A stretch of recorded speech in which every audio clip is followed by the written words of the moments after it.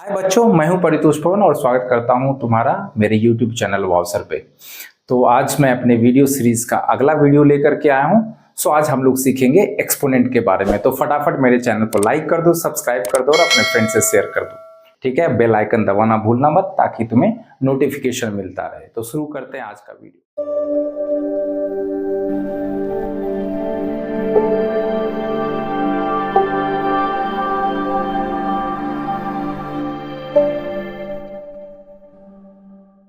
आज हम एक्सपोनेंट के बारे में डिटेल से समझेंगे। तुमने देखा होगा कि क्वेश्चन में इस तरह से कुछ लिखा होता है 2 और यहां ऊपर में जैसे 5। तो ये जो ऊपर है लिखा हुआ 5, so it is called exponent power और इंडिसेस और इंडेक्स। ठीक है, कहीं कहीं तुम्हें यह भी मिलेगा कि पावर जो है इस होल एक्सप्रेशन को कहते हैं, पर ठीक है, नॉर्मल क्वेश्चन में हम लोग ये जो लिखा हुआ है ऊपर इसको एक्सपोनेंट भी कहते हैं, पावर भी और इंडेक्स भी। ठीक ना। और ये जो 2 जो है ये तुम्हारा बेस कहलाता है। तो हम लोग इसको कैसे पढ़ते हैं, 2 to the power 5। ठीक ना। तो इसका क्या मतलब हो गया, अगर ये लिखा हुआ है 2 to the power 5 तो इसका मतलब क्या है, 2 को 5 बार मल्टीप्लाई करना, 2 into 2 into 2 into 2 into 2। ठीक है, उसी तरह से अगर लिखा हुआ है 3 स्क्वायर तो इसका मतलब है 3 को तुम्हें 2 बार मल्टीप्लाई करना है। ठीक ना। तो ये एक्सपोनेंट का समझ में आ गया कि अगर ये एक्सपोनेंट या पावर जितना दिया है तो हम उस नंबर को इतने बार मल्टीप्लाई करेंगे, इतने बार उसे मल्टीप्लाई करके रिपीट करके मल्टीप्लाई करेंगे। अब चलते हैं इसका जस्ट अपोजिट ऑपरेशन। जैसे कि तुम लोगों ने इक्वेशन सॉल्व करते समय देखा है कि एलएचएस से अगर आरएचएस में प्लस को ले जाते हैं तो प्लस क्या हो जाता है, इधर जाके माइनस, माइनस इधर जाके प्लस होता है, मल्टीप्लिकेशन राइट साइड जाके डिवीजन होता है, डिवीजन मल्टीप्लिकेशन होता है। इसी तरह से अगर हम बात करें इस एक्सपोनेंट का, ठीक है, तो इसका जो है अपोजिट ऑपरेशन क्या होगा। तो तुमने सुना होगा जैसे कि स्क्वायर, यहां तो 3 हम लोगों ने मल्टीप्लाई किया तो यहां 9 आएगा। तो अगर हम बात करें 9 स्क्वायर, यहां ये है पावर 2 तो इसको स्क्वायर कहते हैं, और अगर यहां पे जैसे पावर 3 है तो ये क्यूब कहते हैं। इसमें तुमको 3 बार मल्टीप्लाई करना है। ठीक है, इसी तरह से पावर 4 होता है, सो 7 to the power 4। ठीक, तो अब हम बात करें इसका अपोजिट ऑपरेशन। जैसे कि अगर 9 है, 9 से वापस हमें 3 लाना है तो हमें क्या करना होगा, इसका स्क्वायर रूट लेना होगा। ये स्क्वायर रूट जो है ये स्क्वायर का जस्ट अपोजिट ऑपरेशन है। यहाँ स्क्वायर था तो हम लोगों ने क्या किया, इसे 2 बार मल्टीप्लाई किया। पर अगर तुम्हें स्क्वायर रूट होगा तो क्या करना है, इसका उल्टा, 2 के बदले 1 बाहर लेना है। 9 का मतलब क्या है, इट इज 3 into 3। तो यहाँ क्या करना है, एक पेड़ से 2 के बदले 1 बाहर ले जाना है, मतलब स्क्वायर रूट ऑफ 9 इज 3। ठीक है, तो ये चीज समझ में आ गया। इसी तरह से हम लोग कर सकते हैं इसका अपोजिट ऑपरेशन क्यूब रूट। तो 5 into 5 into 5 ये 125 है। तो अगर इसका हम बात करें तो क्यूब रूट 125 का cube root.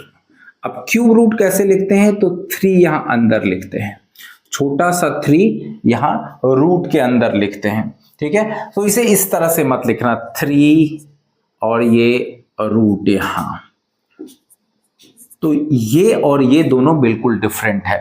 This one is cube root of 125 और ये क्या है, अगर 3 तुम बाहर लिख देते हो तो इसका मतलब क्या है, 3 into स्क्वायर रूट ऑफ 125। तो दोनों बिल्कुल अलग चीज है। तो ये हमेशा ध्यान रखना कि 3 जो है अंदर, अगर क्यूब रूट लिखना चाह रहे तो 3 अंदर होगा। तो यहाँ क्या है, यहाँ क्यूब था तो इसे 3 बार रिपीट किया। अब यहाँ पे अगर क्यूब रूट है तो 125 को हम लिख सकते हैं 5 into 5 into 5। ठीक है, तो यहाँ 3 के बदले 1 बाहर आएगा। तो जब भी क्यूब रूट है इसका फैक्टराइजेशन करो, प्राइम फैक्टराइजेशन, और वहां पे तुम्हें क्या करना है, 3 के बदले 1 बाहर लाना है। तो cube root of 125 will be 5। इसी तरह से फोर्थ रूट हो सकता है, फोर्थ रूट ऑफ 16, तो फोर्थ रूट में यहां 4 लिखा होता है। ठीक है।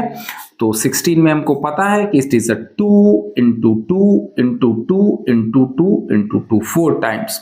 तो इस 4 के बदले एक 2 जो है बाहर निकल के आएगा, ठीक ना। So that is the fourth root.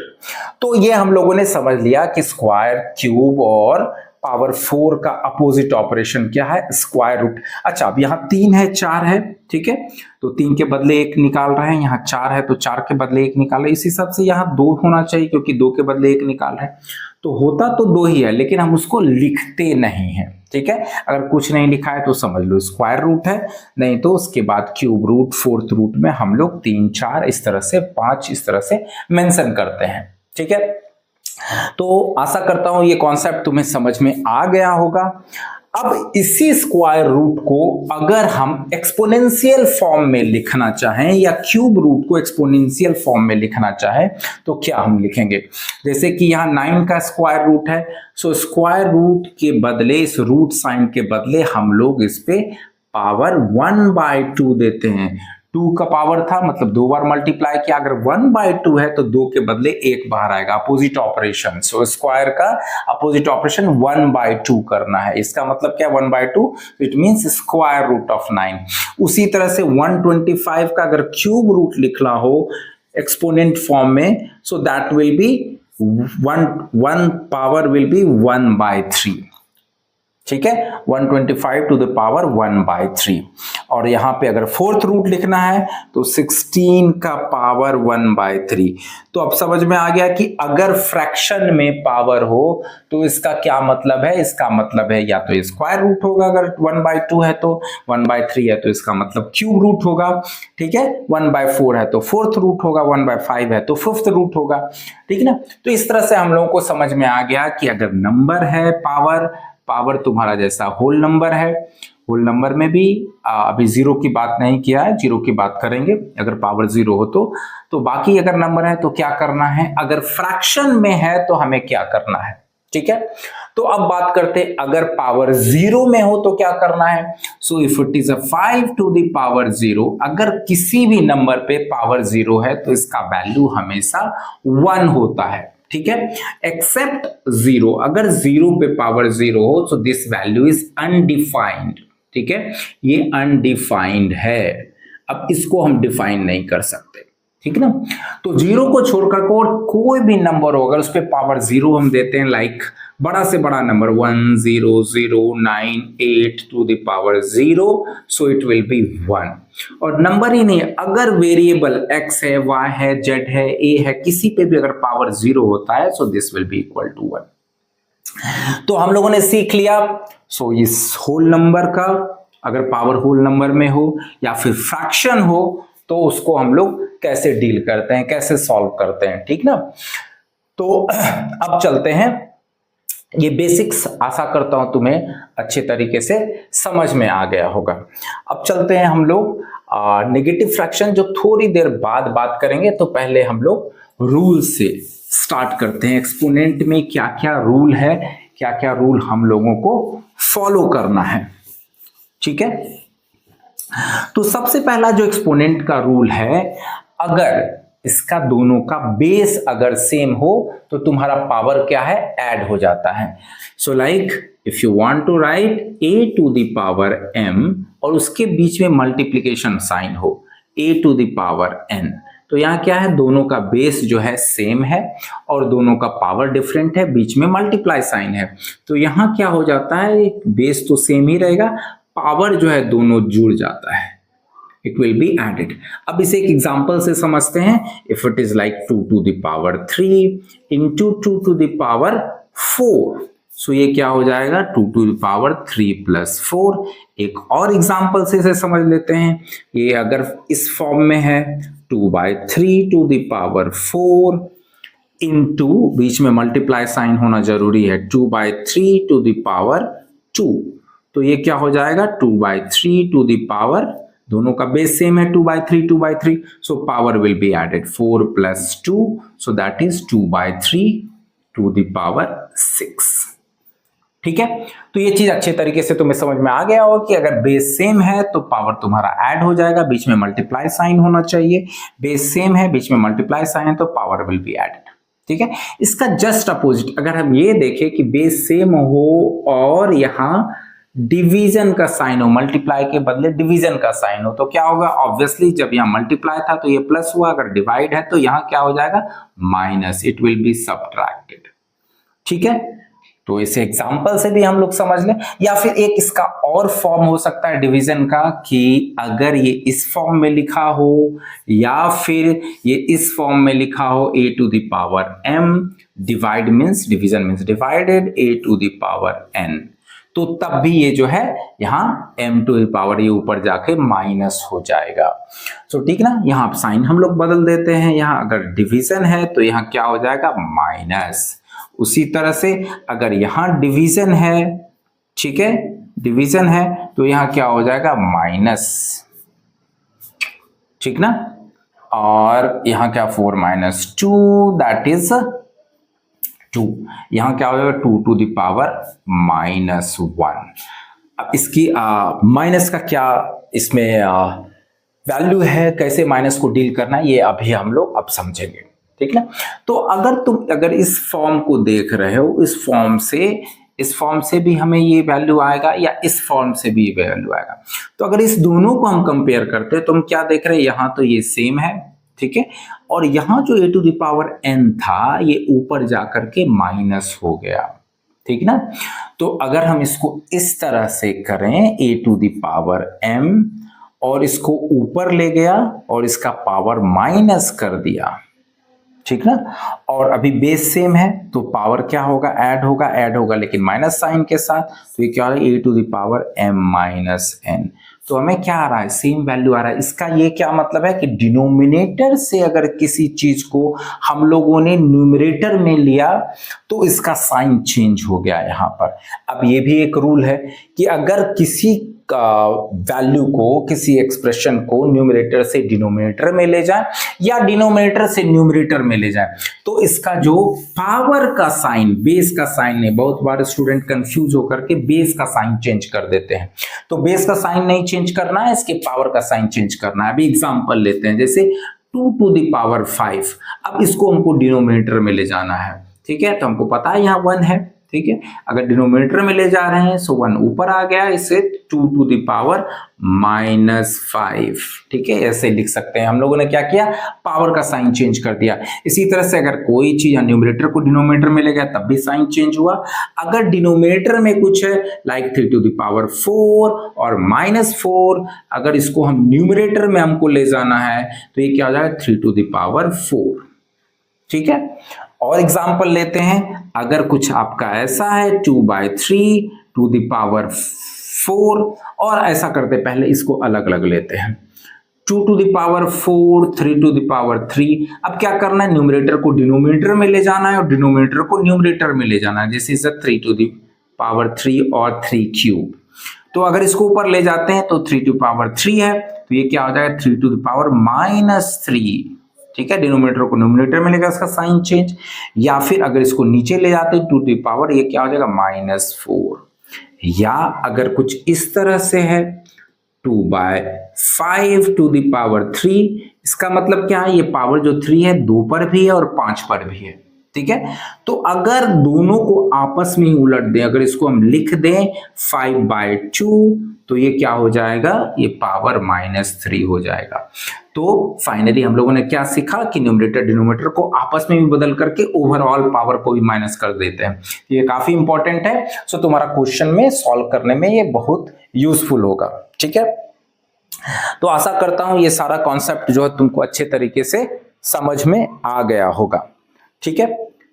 सो इस तरह से हम लोगों ने क्या देख लिया कि अगर तुम्हारा पॉजिटिव वैल्यू पावर हो तो क्या करना है, जीरो पावर हो तो क्या करना है, फ्रैक्शन में पावर हो तो क्या करना है, और अगर नेगेटिव में पावर हो तो क्या करना है, वो भी हम लोगों ने सीख लिया, ठीक है। तो एक बार फिर से मैं एक और एग्जांपल ले रहा हूं, अगर 7 to the power -3 है नेगेटिव वैल्यू, ठीक है, तो इसको हम लोग क्या कर सकते हैं, 1/7 to the power 3, और लाइक 9 to the power -1/2 है तो इसको हम क्या कर सकते हैं, 1/9 to the power ½ ओके।